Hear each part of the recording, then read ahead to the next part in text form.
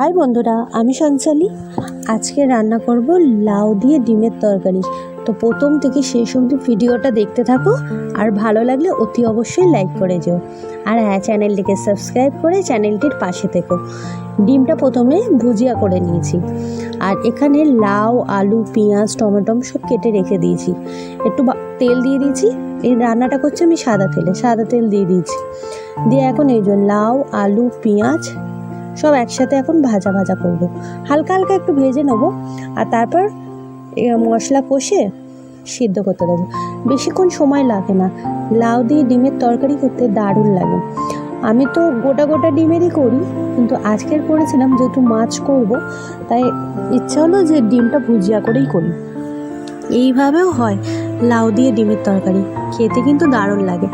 লাউও খাওয়া হয়ে যাবে আর ডিমও খাওয়া হয়ে যাবে। বাচ্চাদের কিন্তু এই রান্নাটা করে দিলে কিন্তু খেতে খুবই ভালোবাসবে।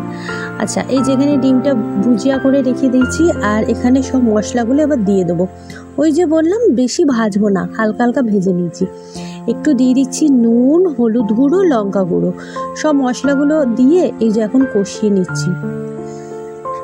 টমেটোটাও একটু নরম হয়ে আসবে।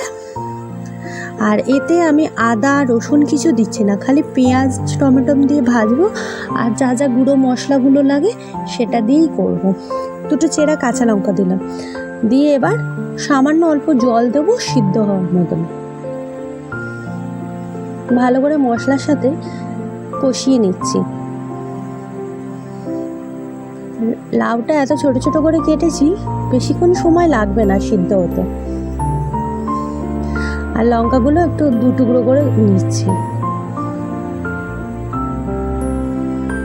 অনেকক্ষণ কষানো হয়ে গেছে, এবার একটু আস্তে করে জল দিয়ে দেবো অল্প করে, যাতে সিদ্ধটা হয়ে যায়।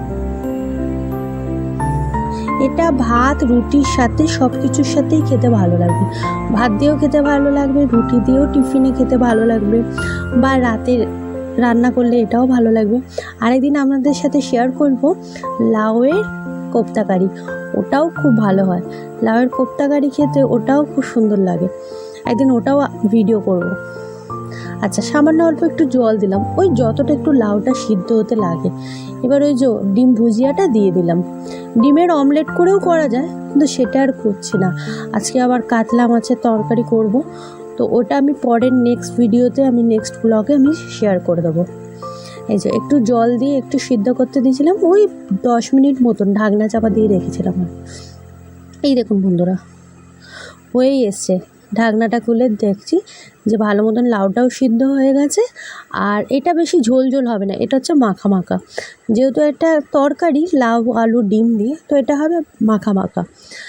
এটা দিয়ে গরম ভাত দিয়ে খেতে বা রুটি দিয়ে খেতে দারুণ লাগে। আমার ভিডিও যদি তোমাদের ভালো লেগে থাকে, চ্যানেলটিকে লাইক করো, আর শেয়ার করো, আর সাবস্ক্রাইব করে পাশে